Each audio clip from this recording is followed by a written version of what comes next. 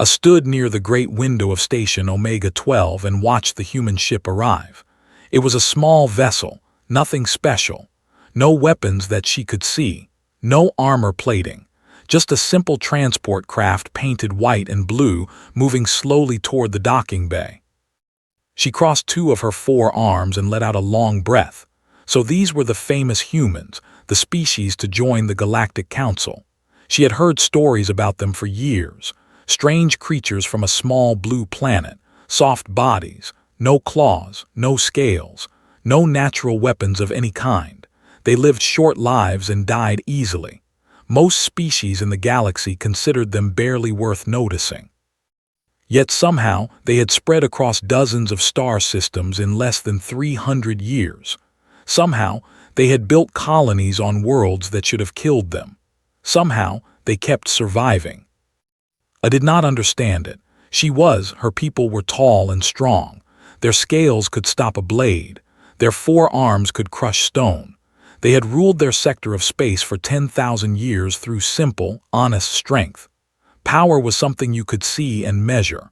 Power was size and speed and the ability to destroy your enemies. Humans had none of these things. The docking bay doors opened and the human delegation walked out. There were 5 of them. I studied each one carefully. They were so small. The tallest among them barely reached her chest. Their skin looked soft and thin, like the belly of a newborn lizard. They moved slowly, carefully, as if the station's normal gravity was difficult for them. One human caught her attention, a female according to her briefing files. Her name was Park. She was the cultural for the delegation. I watched her walk across the docking bay with quiet steps, was smaller than the other humans. Her black hair was tied back in a simple style. Her face showed no expression at all. She looked around the station with dark eyes that seemed to notice everything but react to nothing. I felt a strange unease. There was something about that calm face, something that did not fit with what she knew about weak species. The welcoming ceremony was held in the great hall of the station. Hundreds of diplomats from dozens of species gathered to watch the humans receive their official membership in the council. I stood near the back, observing. Commander stood near the front. He was the highest-ranking military officer on the station, tall even for their species. His scales were dark red, a sign of noble blood. He had killed enemies with his bare hands. He had conquered worlds. He looked at the humans the way a predator looks at small animals that have wandered into its territory. The ceremony was short. The human ambassador gave a speech about peace and cooperation. I noticed that Park did not watch the speech. Instead, she was looking at the crowd, studying faces, reading the room. Her expression never changed. After the ceremony came the reception. Food and drink from 100 worlds. Music that tried to please every species and pleased none of them. Polite conversation that meant nothing. Commander approached the human delegation. I moved closer to listen. So said, his voice loud enough for everyone nearby to hear. These are the humans, the members of our great council. The human ambassador smiled and extended his hand in greeting, looked at the hand like it was something unclean. He did not take it. I have studied your species, continued.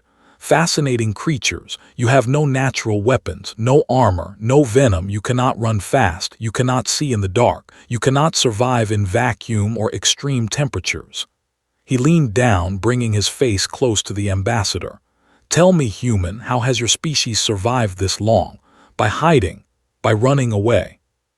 The ambassador's smile faded. His face turned red, but before he could respond, Park stepped forward. We survive by adapting, she said. Her voice was quiet but clear.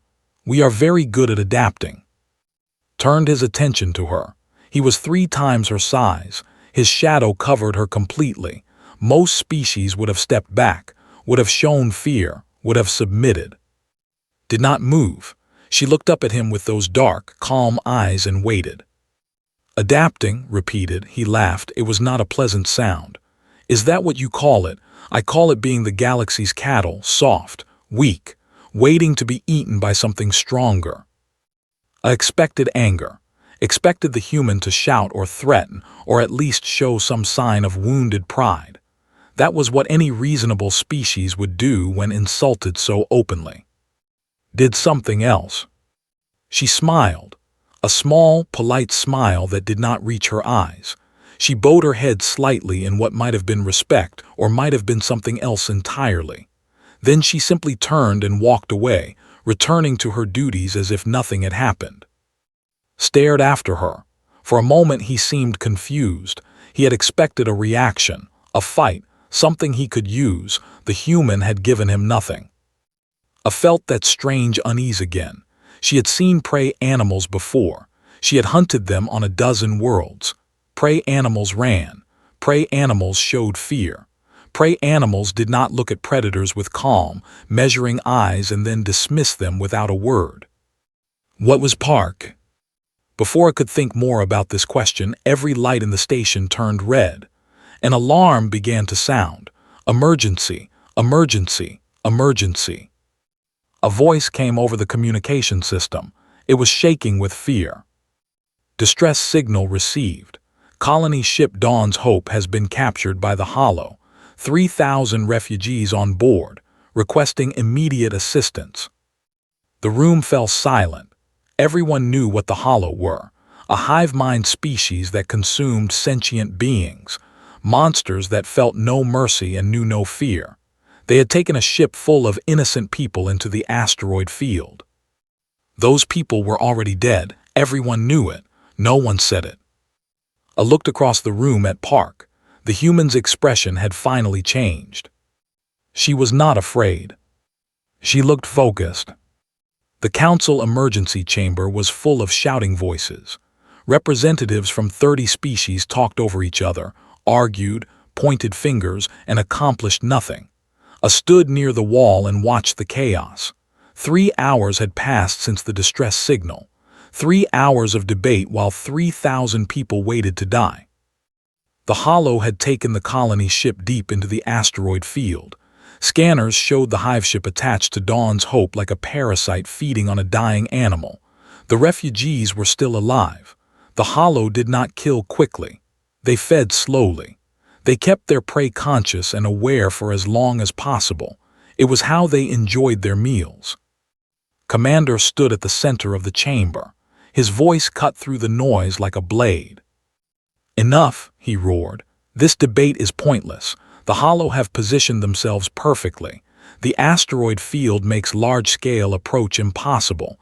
Any fleet we send will be torn apart before reaching the target.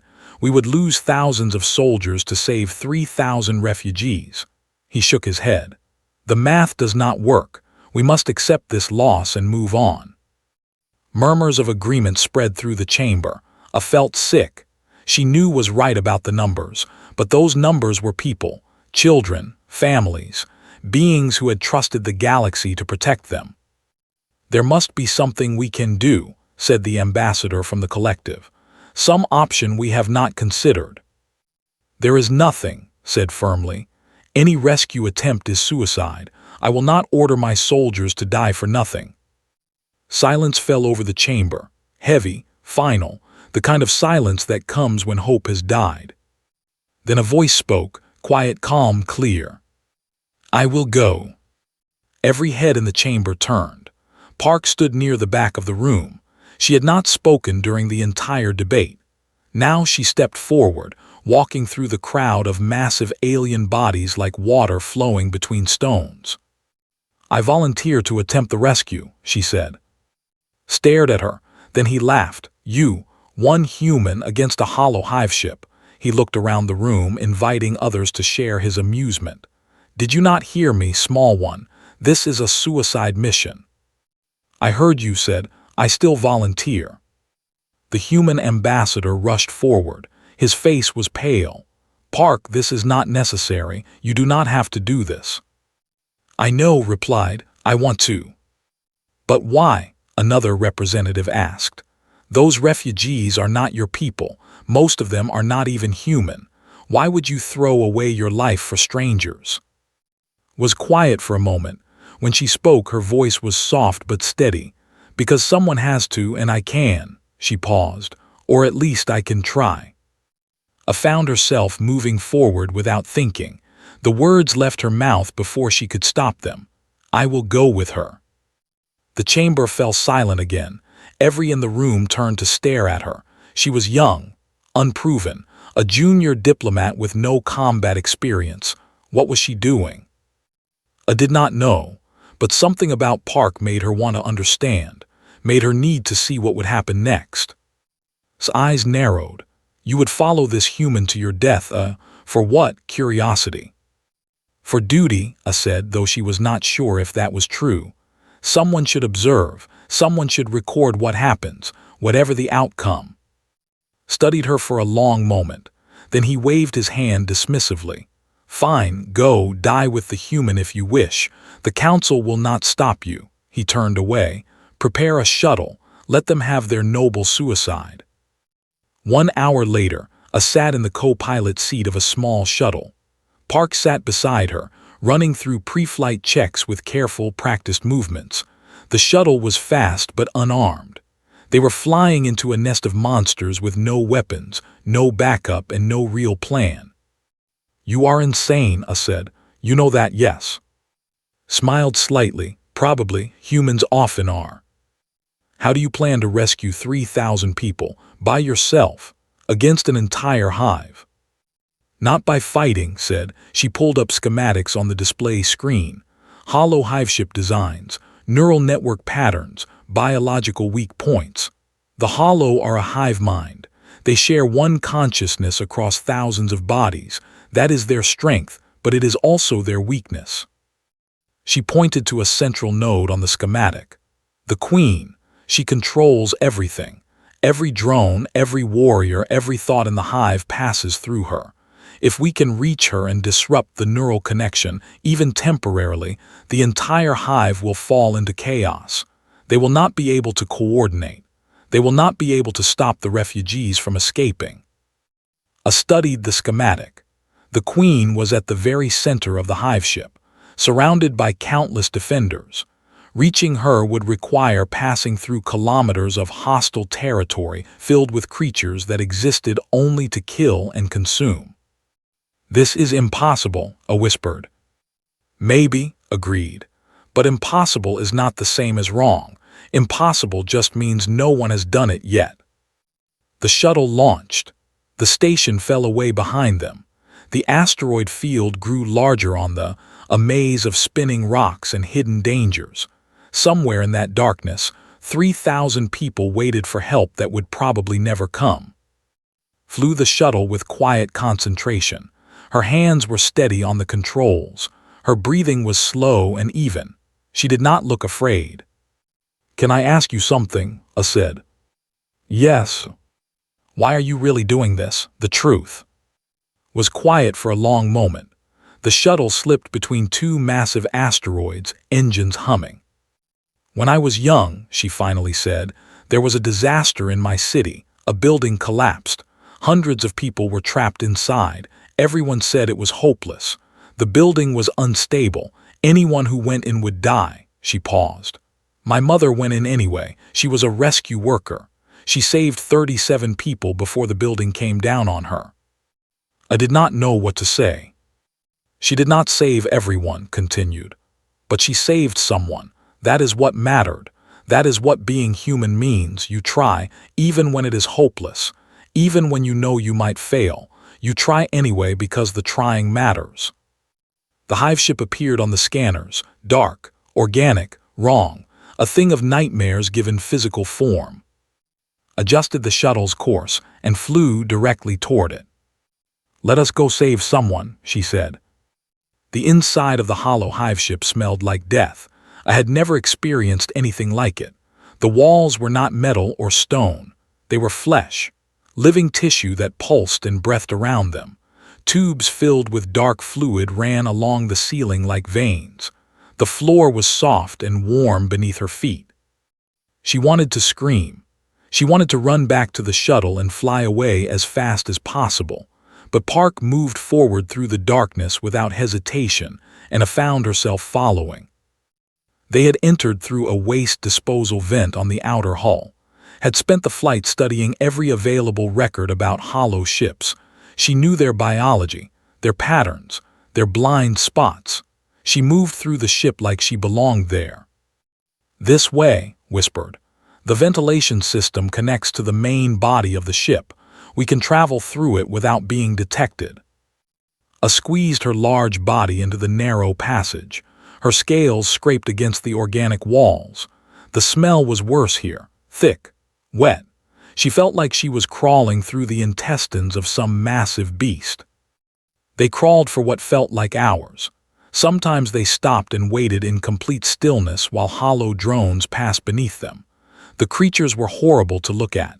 Six-legged bodies covered in sharp plates, heads that were mostly mouth, filled with rows of teeth designed for tearing flesh. They moved in groups, clicking and hissing to each other in a language that hurt to hear. During one of these stops, I found herself pressed against in the darkness, barely breathing. A hollow warrior stood directly below them, its head turning slowly, searching for something it sensed but could not find. Did not move, did not breathe, did not blink. She remained completely still for 43 minutes while the warrior searched. I counted every second. Her muscles screamed. Her lungs burned, but stayed motionless like a stone. Finally, the warrior moved on, waited another 10 minutes before speaking. "Clear," she whispered. "We can continue." "How did you do that?" I asked. Her voice was shaking. "How did you stay still for so long?" Began crawling forward again. "Practice, patience. Humans evolved as persistence hunters. Do you know what that means?" I shook her head. "Long ago on our we did not have claws or fangs or venom. We could not run faster than our prey, so we learned a different way to hunt." Paused at a junction in the ventilation system, checking her scanner. "We would pick a target and follow it, walk after it, for hours, for days. The prey would run and we would walk. It would run again and we would walk. Eventually the prey would collapse from exhaustion. It could not run anymore, but we could still walk." She looked back at us. In the dim light, her eyes seemed very dark. "That is what humans are. We are not the fastest or the strongest. We are the species that never stops. We keep going after everything else has quit. It is how we survived. It is how we conquered our world. And it is how we will save these people." They continued deeper into the ship. The passages grew narrower. The smell grew worse. I saw things she would never forget. Feeding chambers where the hollow kept their victims alive and aware while slowly consuming them. Storage areas filled with bones. Nurseries where new horrors grew in organic pods. She wanted to look away, did not. "How can you watch this?" I asked. "How are you not screaming?" "I am screaming," said quietly. "Inside, but screaming does not help anyone, so I watch, I remember, and I use what I see." She pointed to a pattern in the ship's structure. "Look, the neural pathways converge there. We are getting closer to the Queen." They passed another feeding chamber. Through a gap in the wall, I saw a young child hanging in organic restraints, still alive, eyes wide with terror. Two hollow drones approached it slowly, savoring the moment before feeding. I moved toward the gap without thinking. She had to help. She had to do something. Grabbed her arm. Her grip was surprisingly strong. "No," whispered. "Not yet. If we reveal ourselves now, we lose everything. The Queen will know we are here. She will send the entire hive after us. Those 3,000 people will die. But the child will be saved when we kill the Queen, or will die if we act too soon." Eyes were hard, cold, but beneath that coldness I saw something else. Pain, horrible, controlled pain. I know how much this hurts, but we have to keep moving." She released A's arm and continued forward. I looked back at the child one more time, then she followed. They crawled for another hour. The Queen's chamber was close now. I could feel something pressing against her mind, a presence, vast and hungry and utterly alien. The Queen was aware of her ship, aware of every corridor and every chamber. If they made one wrong move, she would find them. Here, said finally. She had stopped at a small opening that looked down into a massive space. The Queen's chamber. A look through the opening and felt her heart stop. The Queen was enormous, a mountain of flesh and teeth and eyes. She sat at the center of the chamber, connected to the ship by thousands of pulsing tubes. Smaller hollow creatures crawled over her body, tending to her, feeding her. Her mind reached out in all directions, controlling her children, directing the hive, enjoying the terror of her prisoners. Around her stood hundreds of warriors, the most dangerous creatures in the hive, guards that existed only to protect their mother. How, a whispered, how can we possibly reach her? Studied the chamber. Her eyes moved from point to point, calculating, planning. We cannot fight our way through, she said. But we do not need to fight, we need to be patient. The guards rotate every 6 hours. When they change positions, there will be a gap in their coverage. 12 seconds, that is our window. 12 seconds to cross that entire chamber and reach the Queen. No, said, she pulled something from her pack, a small device that it did not recognize. 12 seconds for me to get close enough to plant this. Improvised neural disruptor. Human military technology, very illegal, very effective. And what do I do? Smiled, it was not a happy smile. You wait here, if I fail you run, tell the council what happened, tell them we tried. Before I could argue, before she could say that this was insane, that she would not let go alone, the Queen's head suddenly turned toward them. Thousands of eyes focused on the ventilation shaft. The Queen screamed. The hive awakened. They had been found. Everything became chaos in an instant. The ventilation shaft exploded around them as hollow warriors tore through the walls. A felt claws slash across her leg. She screamed. Blood sprayed. She kicked with her remaining strength and sent a creature tumbling into darkness. Move, shouted. We have to reach the Queen now, no more waiting. They dropped from the ventilation system into the chamber below. Landed hard. Pain shot through her wounded leg. She tried to stand but fell again. The leg would not support her weight. Was already moving. She ran toward the Queen with the neural disruptor clutched in her hand.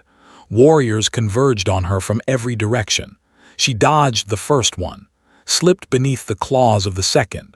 The third caught her across the shoulder, tearing through her suit and into the flesh beneath. She did not stop. Watched in disbelief. Blood poured from her wound, but she kept running. More warriors came. One struck her in the ribs. Heard bones crack. Stumbled, fell to one knee, and then forced herself back up. Screamed, "Stop, you are dying." Did not answer. She kept moving toward the Queen. A warrior blocked her path. Massive, armored, twice her size. It swung at her head with claws that could cut through metal, ducked beneath the strike and drove something into the creature's eye. A knife. Where had she gotten a knife? The warrior screamed and fell, climbed over its body and continued forward. The Queen realized what was happening. Her scream filled the chamber, filled the ship, filled A's mind with horrible pressure. More warriors poured into the room. Dozens, hundreds, a wave of death closing in on one small human who refused to stop. Was close now, 20 meters from the Queen, then 15, then 10. A warrior caught her from behind, its claws sank into her back. His mouth opened in a silent scream. She twisted, pulled free, and kept moving. Her suit was soaked with blood now. Her face was pale. Her steps were unsteady. 5 meters. The Queen's tentacles reached for her, massive organic cables designed to crush and consume. One wrapped around her waist and squeezed. Heard more bones break, coughed blood. But her arm was free. With the last of her strength, Park threw the neural disruptor directly at the Queen's head. It attached to the massive skull and began to pulse with blue light. The Queen screamed again. This time the scream was different, not angry, afraid. The disruptor activated. Everything stopped. The warriors froze in mid-motion. The tentacle holding went limp. Every hollow in the chamber, in the ship, in the entire hive suddenly collapsed like puppets with cut strings. The connection was broken. The hive mind was shattered. Fell to the ground and did not move. Dragged herself across the chamber. Her wounded leg left a trail of blood behind her. It took forever. Every movement was agony, but she kept going because had taught her that you keep going. She reached body and turned it over. The human's eyes were closed. Her chest was still. Blood covered everything. No, a whispered. No, no, no, you do not get to die, not after everything, not after this. She pressed her hand against his chest. Nothing, no heartbeat. Screamed. She screamed for help that would not come. She screamed because it was the only thing left to do. Then she remembered. Humans could be brought back. Their species had technology for it. I had heard stories of humans whose hearts had stopped for minutes, even hours, and who had been revived. She did not know the technique. She did not know human medicine, but she had watched medical programs. She had seen the basic idea. She placed her hands on his chest and pushed, hard, again and again. She did not know if she was doing it right. She did not care. She would not let this human die. "Come back," she growled. "Come back, you stubborn creature. You said humans never stop, so do not stop, do not give up, come back." Push, push, push. Nothing. Push, push, push. Still nothing. I felt tears running down her scaled face. She had not cried since she was a child. Push, push, push. His eyes opened. She gasped, coughed. Blood sprayed from her lips, but she was breathing. She was alive. As she whispered, her voice was barely audible. "I am here," I said. "I am here, do not move. You are badly hurt." Smiled weakly, the queen. Dead or at least disconnected. The hive is in chaos. The refugees. I do not know. We need to get to the colony ship. Tried to sit up. Her face went white with pain. She fell back. "I cannot walk," she said. "My legs do not work. I think my spine is damaged." I looked at her own wounded leg. She could barely stand. Every step was torture. But she thought about what it said about persistence hunting, about never stopping, about keep going after everything else had quit. "Then I will carry you," I said. She lifted onto her back. The human weighed almost nothing, small, soft, fragile, but somehow strong enough to tear apart an empire of monsters. I began to walk. The ship was still chaos. Hollow creatures stumbled through corridors, confused and directionless without the queen's guidance. Some attacked blindly. I fought them off with her free arms, crushing heads, breaking limbs, doing whatever was necessary to keep moving forward. Her legs screamed, her muscles burned, her lungs felt like fire. She kept walking. They found the colony ship still attached to the hive. The refugees were alive, confused, terrified, but alive. I helped onto the ship's bridge and collapsed beside her. "We need to detach," whispered. "Fly the ship away before the hollow recover." I looked at the controls. She did not know how to fly a colony ship, but she would learn, she would figure it out, because that was what would do. She pressed buttons, pulled levers, made mistakes, tried again. The ship shuddered, groaned, and then slowly began to move. They pulled away from the hive ship, through the asteroid field, toward the distant light of station Omega 12. His hand found hers. "Thank you," the human said. I looked at this small, broken creature, who had defeated an army through sheer refusal to die. "Thank you," she replied, "for showing me what strength really means." Smiled, then her eyes closed and she finally let herself rest. Behind them, the hive ship drifted in darkness, silent and still. 3,000 lives saved by one human who would not quit. I flew toward home and tried to understand what she had witnessed. 1 month had passed since the rescue. I stood in the medical bay of station Omega 12 and watched Park sleep. The human looked small in the hospital bed. Tubes connected her to machines that beeped and hummed. Bandages covered most of her body. The doctors said she would live, but it had been close, very close. Had died 3 times on the journey home. Each time, the human medical team had brought her back. Each time her heart had started beating again, stubborn and persistent like everything else about her species. I had not left her side. She did not fully understand why, but something had changed inside her during those hours in the hive ship, something she could not name or explain. She only knew that she needed to be here when woke up. A human medic entered the room, a young male named. He checked the machines and made notes on his device. "She is doing better today," he said. "The spinal damage is healing. Human bodies are good at repair if you give them time." "She almost died," I said, "many times." Smiled. It was a tired smile, but warm. "Yes, humans are fragile, we break easily, but we are also very good at putting ourselves back together. We have had a lot of practice." Practice. Wars, diseases, disasters. Our history is full of things that should have killed us, looked at with something like pride.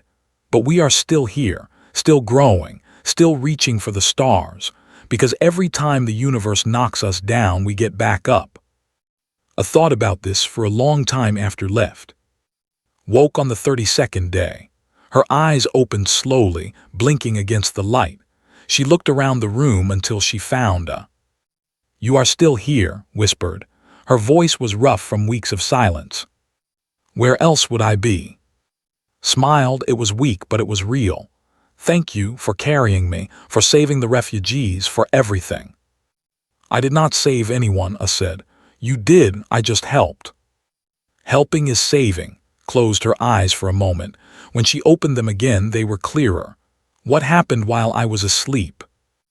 I told her everything. The colony ship's arrival at the station. The 3,000 refugees reunited with their families. The celebrations. The news reports spreading across the galaxy. A single human had done the impossible. People everywhere were talking about it. She also told about Commander. How he had tried to minimize the rescue. How he had claimed the mission was reckless and irresponsible. How he was pushing the council to censure the human delegation for endangering a citizen. Listened quietly. When I finished, she nodded. "What will you do?" asked. "I will speak to the council," I said. "Today, I have requested time to address them." "Why?" I looked at her wounded leg. It was healing now, but the scars would remain forever. Good. She wanted to remember. "Because someone needs to tell the truth," she said. "And because you taught me that trying matters, even when it seems hopeless." The council chamber was full when I entered. Representatives from every species in the galaxy watched her walk to the speaking platform. Her leg still hurt. She did not hide the limp. She wanted them to see it. Commander stood near the front, his arms crossed over his massive chest. His expression said he was confident. He believed this would be easy. A junior diplomat against a war hero. No contest. I reached the platform and looked out at the hundreds of faces watching her. She took a deep breath. "You all know why I am here," she began. "1 month ago, I accompanied a human named Park on a mission to rescue 3,000 refugees from a hollow hive ship. Commander has called this mission reckless, irresponsible, dangerous. He has said that humans are weak creatures who should not be trusted with important matters." She paused. The chamber was silent. "I am here to tell you that Commander is wrong." Murmurs rippled through the crowd. His eyes narrowed. "I watched Park carry herself through injuries that would have killed any," continued. "I watched her remain still for hours while hunters searched for her. I watched her run toward a monster that could have crushed her with a single blow. I watched her die and refuse to stay dead." She looked directly at. "You ask me what I learned about humans. I learned that they are small. I learned that they are soft. I learned that they break easily and live short lives." She let her voice grow stronger. "And I learned that none of that matters, because when the universe tells a human to stop, they do not listen. When death tells them their time has come, they argue, they fight, they refuse."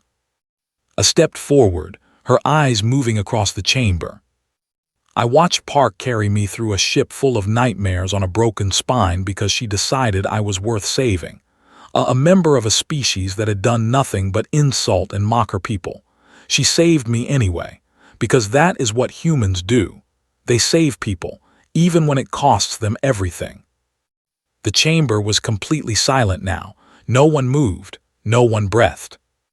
Commander believes that power is strength, that power is size and weapons and the ability to destroy. I believed this too once, but I have learned something new. A's voice filled the chamber. True power is not the ability to break things. True power is the ability to keep going when everything is broken. True power is carrying someone who cannot walk. True power is dying for strangers because you believe their lives matter. She looked back at one final time. I have never met a species more terrifying than humans, not because of what they can destroy, but because of what they can endure. And I have never met a species more worthy of respect. She stepped down from the platform and walked through the silent crowd. Behind her, she heard no applause, no cheers, just silence. The silence of minds changing, of old beliefs cracking. In the medical bay, was watching the broadcast on a screen. When I entered, the human was smiling. "That was a good speech," said. "I meant every word." Nodded. She looked out the window at the stars beyond the station. Somewhere out there, 3,000 refugees were starting new lives because one small human had refused to accept the word impossible. "What happens now?" I asked. "Now," smiled. "Now we rest, then we heal, then we get up and find the next person who needs help." That simple. That simple, that hard. Looked at her with those calm, dark eyes. That is what it means to be powerful. You just keep going. I sat down beside her friend and watched the stars turn slowly outside the window. She thought about persistence and patience, and the strange courage of creatures who knew they would break but refused to quit. And she understood, finally, why the universe would one day belong to humanity.